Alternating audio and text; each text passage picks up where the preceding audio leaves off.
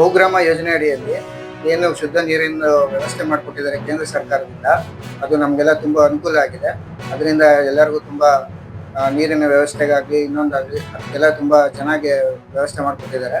ಅದಕ್ಕೋಸ್ಕರ ಕೇಂದ್ರ ಸರ್ಕಾರಕ್ಕೆ ನಮ್ಮೆಲ್ಲರ ಕಡೆಯಿಂದ ಧನ್ಯವಾದಗಳು. ಶುದ್ಧ ನೀರಿನ ಆಯೋಜನೆಯನ್ನು ಆಯೋಜಿಸಲಾಗಿದ್ದು, ಇದರಿಂದ ಶುದ್ಧವಾದ ಕುಡಿಯುವ ನೀರು ಸಿಗುತ್ತಿರುವುದರಿಂದ ಜನರಿಗೆ ಆರೋಗ್ಯದ ಸಮಸ್ಯೆ ಕಮ್ಮಿಯಾಗಿದೆ. ಯಾವುದೇ ಕಲುಷಿತ ನೀರು ಇಲ್ಲದೆ ಉಪಯುಕ್ತವಾಗಿ ಶುದ್ಧವಾದ ನೀರು ದೊರಕುತ್ತಿರುವುದರಿಂದ ಆರೋಗ್ಯದಲ್ಲಿ ಸುಧಾರಣೆಯನ್ನು ಕಾಣಬಹುದು. ಇದರಿಂದ ನಾನು ಕೇಂದ್ರ ಸರ್ಕಾರಕ್ಕೆ ಧನ್ಯವಾದವನ್ನು ಹೇಳಲು ಇಷ್ಟಪಡುತ್ತೇನೆ. ಬಹುಗ್ರಾಮ ಕುಡಿಯುವ ನೀರಿನ ಸರಬರಾಜು ಯೋಜನೆಯಲ್ಲಿ 4 MES ಪ್ರಾಜೆಕ್ಟ್ಗಳನ್ನು ಕೈಗೆತ್ತಿಕೊಂಡಿದ್ದೀವಿ. ಜೊತೆಗೆ ಪ್ರತಿಯೊಂದು ಪ್ರಾಜೆಕ್ಟ್ಗಳು ಪ್ರಗತಿಯಲ್ಲಿದೆ. ಈ ಬಹುಗ್ರಾಮ ಕುಡಿಯುವ ನೀರಿನ ಯೋಜನೆಯಲ್ಲಿ ಕಾಮಗಾರಿಗಳು ತುರ್ತಾಗಿ ಪೂರ್ಣಗೊಳಿಸಿ ಸುಮಾರು 4 ತಾಲೂಕುಗಳ ಅಂದರೆ ಕನಕಪುರ, ರಾಮನಗರ, ಮಾಗಡಿ ಮತ್ತು ಹಾರೋಹಳ್ಳಿ ತಾಲೂಕುಗಳ ಜನತೆಗೆ ಶುದ್ಧ ಕುಡಿಯುವ ನೀರನ್ನು ಒದಗಿಸಲಾಗುವುದು. ಇಂಪುಕುಮಾರಿ AS ಸಹಾಯಕ ಕಾರ್ಯಪಾಲಕ ಅಭಿಯಂತರರು, ಗ್ರಾಮೀಣ ಕುಡಿಯುವ ನೀರು ಮತ್ತು ನೈರ್ಮಲ್ಯ ಉಪವಿಭಾಗ, ಕನಕಪುರ. ಕೇಂದ್ರ ಪುರಸ್ಕೃತ ಯೋಜನೆಯಡಿಯಲ್ಲಿ ಬಹುಗ್ರಾಮ ಕುಡಿಯುವ ನೀರಿನ ಯೋಜನೆಯಡಿಯಲ್ಲಿ ಕನಕಪುರ ತಾಲೂಕಿನ ಸಾತ್ನೂರಿನಲ್ಲಿ ಈಗಾಗಲೇ ಕಾರ್ಯನಿರ್ವಹಿಸಲಾಗುತ್ತಿದೆ. ಕೋಡಿಹಳ್ಳಿ ಮತ್ತು ಇತರೆ 298 ಗ್ರಾಮಗಳ ಬಹುಗ್ರಾಮ ಕುಡಿಯುವ ನೀರಿನ ಯೋಜನೆ ಪ್ರಗತಿಯಲ್ಲಿದ್ದು ಅಂತಿಮ ಹಂತದಲ್ಲಿದೆ. ಕೆಲವೇ ದಿನಗಳಲ್ಲಿ ಕಾರ್ಯಾರಂಭ ಮಾಡಲಾಗುವುದು. ಇದರಿಂದ ಸರಿಸುಮಾರು 1,75,000 ಜನರಿಗೆ ಶುದ್ಧ ನೀರು ಕುಡಿಯುವ ನೀರಿನ ಯೋಜನೆಯನ್ನು ದೊರಕಿಸಲಾಗುತ್ತದೆ.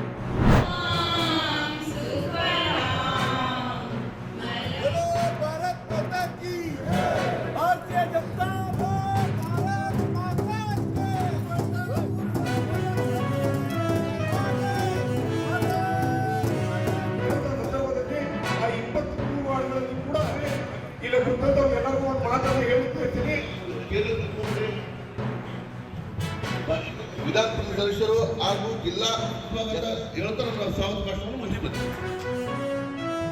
ಪ್ರಕ್ರಿಯೆಯನ್ನು ಮಾಡಲಿಕ್ಕೆ ಅವರಿಗೆ ಸಂಪೂರ್ಣವಾದಂಥ ಅಧಿಕಾರ ಇದೆ. ಈ ಹಿಂದನೂ ಸಹಿತ 1952ರಿಂದ 56ರಲ್ಲಿ, 1957ರಲ್ಲಿ, 1961ರಲ್ಲಿ, 65ರಲ್ಲಿ, 83, 84ರಲ್ಲಿ, 87, 89ರಲ್ಲಿ, 92ರಲ್ಲಿ,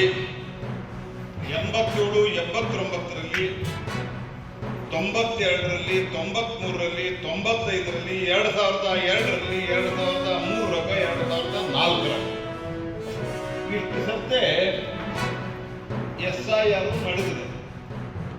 ಮುಂದೆ ಇತಿಹಾಸವನ್ನು ಬರೀಬೇಕಾದ್ರೆ 2024-25 ಆಯಿತು ಬರೀತಾರೆ, ಮತ್ತೊಂದಷ್ಟು ಅದಕ್ಕಿಂತ ಏನು ಇದಕ್ಕೆ ವ್ಯತ್ಯಾಸ ಇಲ್ಲ. ಈಗ